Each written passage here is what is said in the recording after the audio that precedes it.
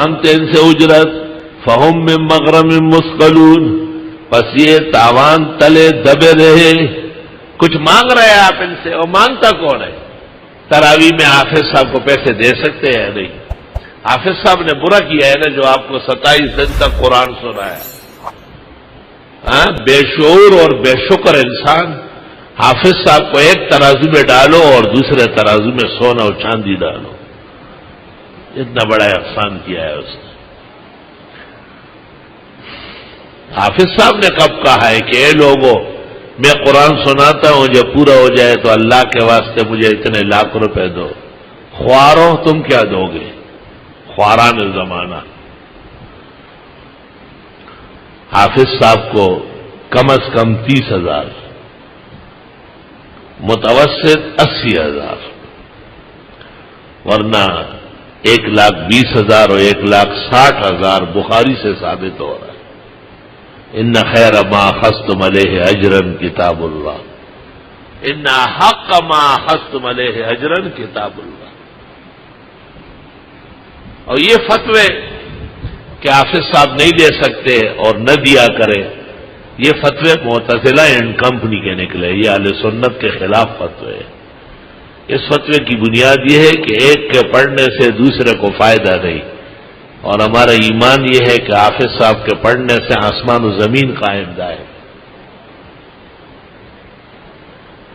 اس لیے میں نے آج سے 30 سال پہلے اپنے تمام مشائخ و اساتذہ کے ہوتے ہوئے اس مسئلے میں اپنا موقف ببانگ دہل لکھا ہے کہ حافظ قرآن تراویح میں طلبہ ختم قرآن کے بعد ہر طرح جس طرح ہو لینا اور دینا صرف جائز نہیں بلکہ وجوب کے درجے میں.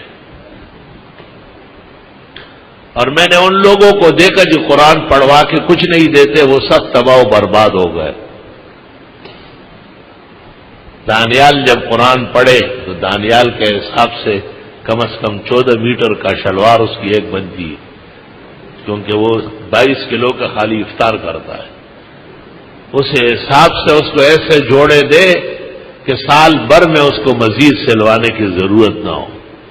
طالب علم جب کسی جگہ قرآن خوانی کر کے آئے، سال بھر اس کے تمام انعام و اکرام اس گھر کو کرنا چاہیے. ھذا ھو الفتویٰ وانشاءاللہ ستفوق علی التقویٰ. یہ حرام ہے، وہ حرام ہے، اکو بکو سندر بکو. توبہ. ام تسألہم اجرا، کیا آپ مانگتے ہیں ان سے؟ مانگتے کیوں؟ مانگنے کی کیا ضرورت ہے؟ لیکن جب لوگ بدھو ہو، کم عقل اور بے شعور ہو، تو حافظ صاحب کہہ سکتے ہیں کہ کل رات کو ختم قرآن ہے اور خبردار کہ کوئی خالی جیب آیا.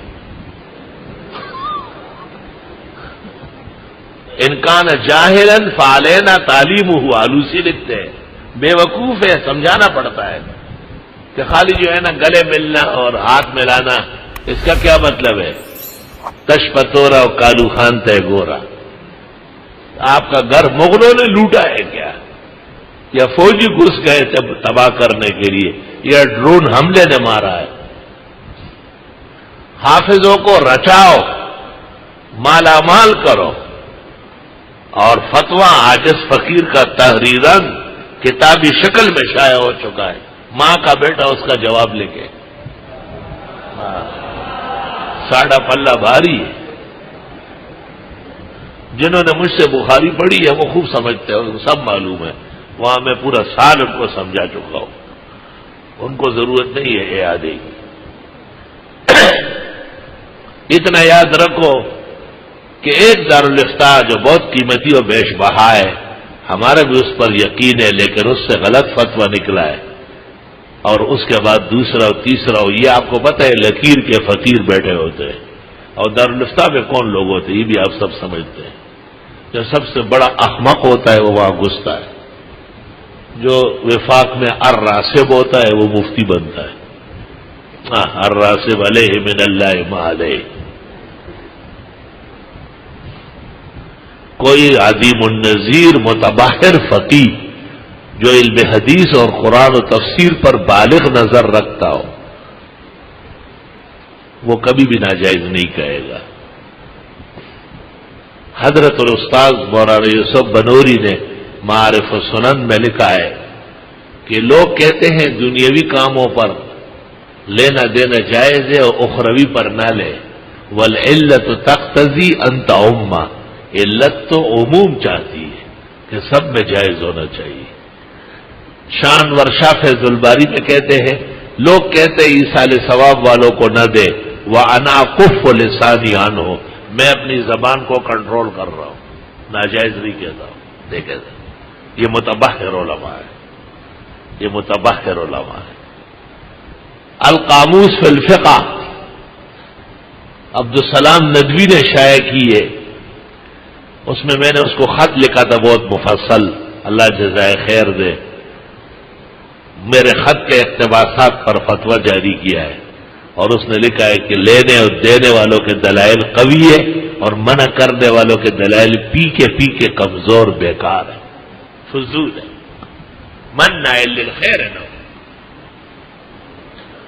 درس، فتویٰ، پڑھانا، قرآن خوانی، تراویح مطلق سب غلط باتیں۔ جی حافظ قرآن کو نہ دے، علم تری کیف سے پڑھو، علم تری کیف قرآن نہیں ہے کیا؟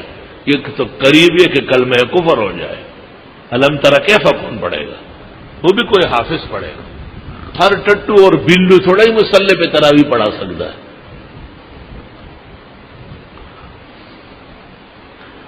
یہ بات میں نے اس لیے کہی کہ ہمارے حفاظ بھائیوں کے ساتھ زیادتی ہو رہی اور بلا دلیل و برہان کے ان کو رگڑا جا رہا ہے، اور عوام کے ہاتھوں میں گستاخی کا چورا دیا جا رہا ہے کہ دیکھیں ہم تو آپ کے پیچھے پڑتے ہیں مگر آپ نے کچھ لینا نہیں۔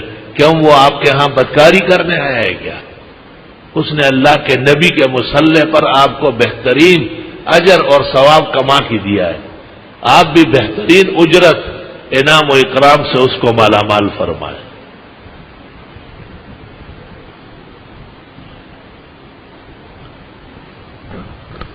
کیونکہ یہ فتاوا جو تمام مدرسوں سے شائع ہے ایک دوسرے کو دیکھ کے لکھا ہے، اور ان میں کوئی سوچ، فکر، عقل، دانش، شعور نہیں رکھا گیا، اس لیے یہ فتوے میرے سامنے مچھر کے پر کے برابر نہیں۔ میں ان کو فتوے سمجھتا ہی نہیں ہوں، میں ان کو اخبار جنگ کے صفحے سمجھتا ہوں۔ جب میری تحریر ان کے اوپر آ جائے گی تو جیسے چڑیا ہے باز کے سامنے تتر بتر ہو جاتی ہے۔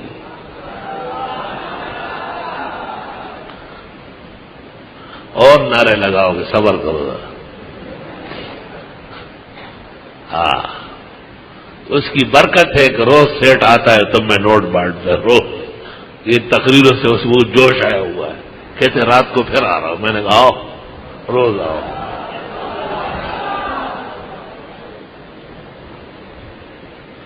الحمدللہ میں نے طالب علمی کے زمانے سے معذرت کی تھی اور اساتذہ کرام سے گزارش کی تھی کہ یہ فتویٰ آپ کا صحیح نہیں ہے، تو حضرت نے مجھے کہا لکھ لو، لکھ دیا ہے، تو بہت خوش ہوئے، بہترین کام کیا ہے۔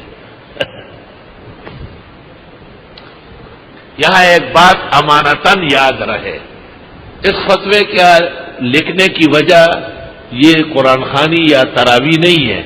ڈاکٹر عثمانی نے ایک رسالہ نکالا تھا کہ چونکہ یہ علماء دین فروشان ہیں، فتوے پر تنخواہ لیتے، حدیث پر لیتے، درس پر لیتے ہیں، امامت پر لیتے ہیں، اس لیے ان کے پیچھے نماز پڑھنا یا ان سے مسئلہ پوچھنا حرام ناجائز ہے۔ ڈاکٹر عثمانی کا رسالہ ہے، اس کو میں نے بنیاد بنا کے یہ سب کچھ لکھا ہے، اور اس میں نے تمام چیزیں جو اس نے زندیق نے اس کو نشانہ بنایا اس کو جائز کرنے کی پوری ایڑی چوٹی کا زور لگایا، اور پوری امت کے اکابر اور اصاغر کی تحقیقات پیش کیے۔ بخاری نے حسن بصری سے یہاں تک نقل کیا ہے کہ ہمیں کوئی معتدبی عزت والا آدمی معلوم نہیں ہے جو ناجائز کہتا ہو۔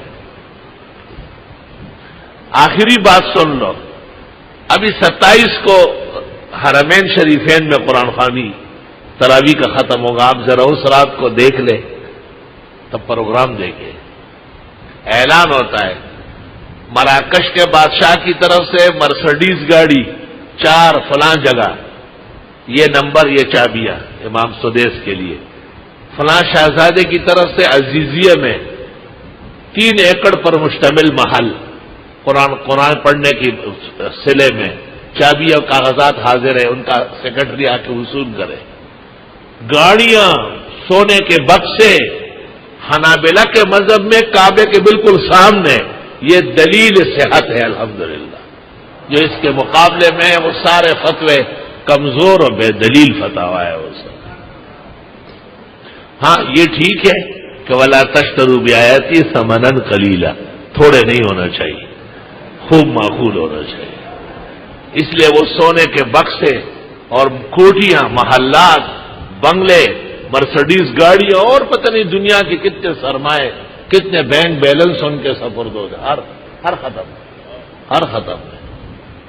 پورا بادشاہوں کے ناموں کا اعلان ہوتا ہے کہ شاہ فہد کی طرف سے یہ، شاہ عبداللہ کی طرف سے یہ انعام و اکرام آیا ہے۔ تو اللہ نے کیسے مالا مال کیا ہے، اور جو لوگ کہتے ہیں کہ یہ ناجائز وہ ناجائز، انہیں کتنی دقتیں پریشانیاں درپیش ہیں، کیونکہ اس میں قرآن اور پڑھنے والے کی اہانت کا پہلو ہے، اور اس میں قرآن اور پڑھنے والوں کی عظمت کا پہلو ہے۔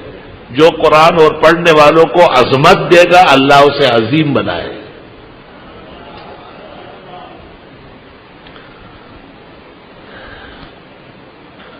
اور زیادہ کچھ کہنے کی ضرورت نہیں، کیونکہ یہ میرا فتویٰ و تحریر آپ کے حق میں ہے، اس کو ویسے بھی آپ آگے بڑھائیں گے۔ کتاب چھپی ہوئی موجود ہے، احسن الرسائل، پہلے اس کا نام تھا فتویٰ بابت اکرام حافظ، پھر ایک رسالہ شائع ہوا جی ہاں دینی امور پر اجرت لینا جائز ہے، اور آج کل ہمایوں مغل نے 12 رسالوں میں شائع کیا ہے، اس کا نام ہے احسن الرسائل، کتابی شکل میں موجود ہے، عام مل رہی، بڑھ رہی۔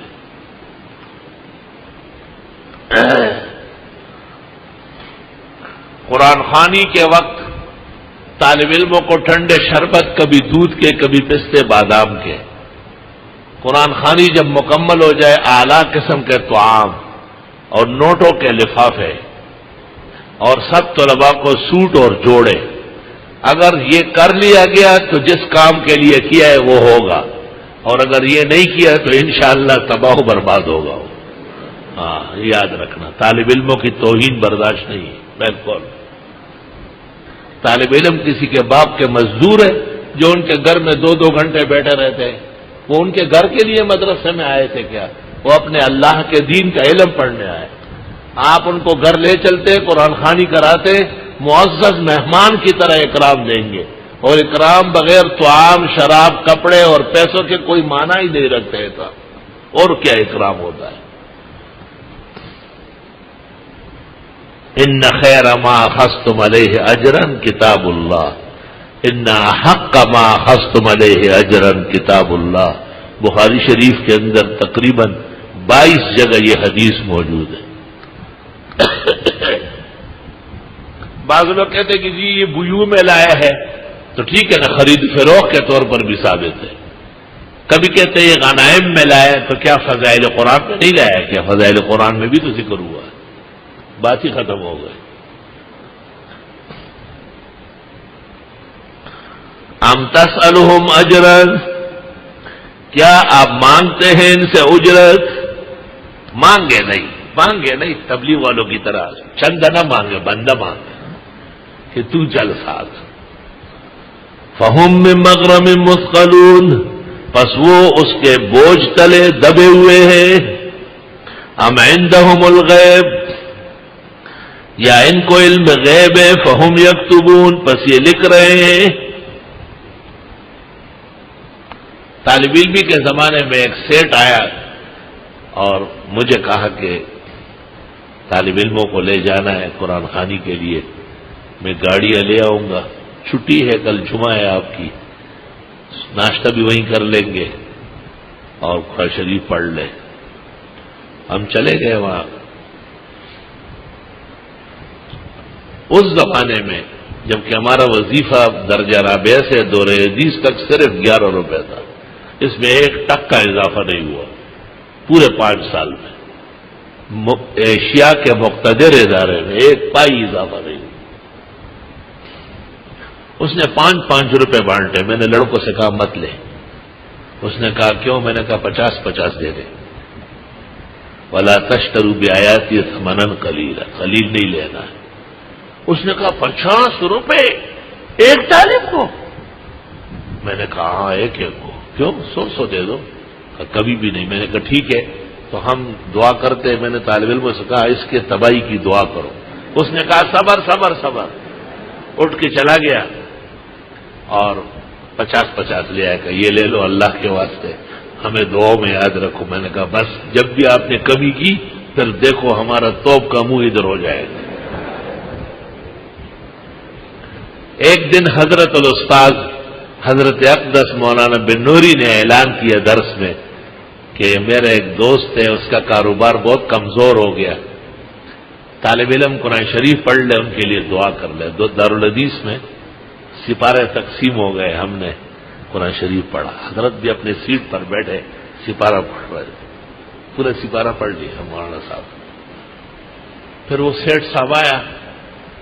اس نے حضرت سے کہا کہ طالب علموں کی خدمت کر سکتا ہوں؟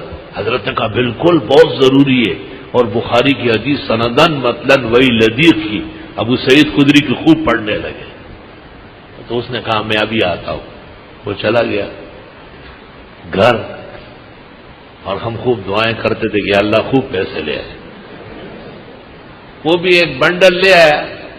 حضرت صاحب کو کہا کہ 50-50 آپ نے فرمایا بہت ہے. اس زمانے میں 50 روپے کسی مدرس کے پاس بھی نہیں ہوتے تھے. تو حضرت مولانا رحمت اللہ علیہ نے وہ پیسے لے کے فرمایا کہ میں خود تقسیم کرتا ہوں تاکہ میرے شاگرد اس کو ناجائز نہ کھائے.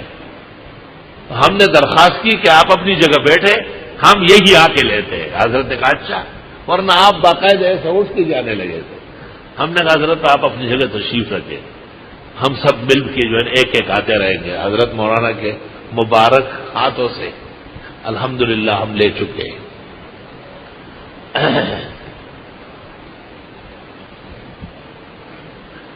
سبحان اللہ و بحمدہ.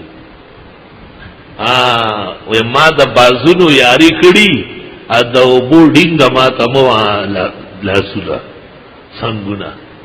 ایسے بڑے بڑے محدثین فقہا حضرت جب تشریف لاتے تھے طالب علم کہتے تھے امام بخاری خود آ رہا ہے، دیکھو کیسے شان و شوکت اللہ نے دی.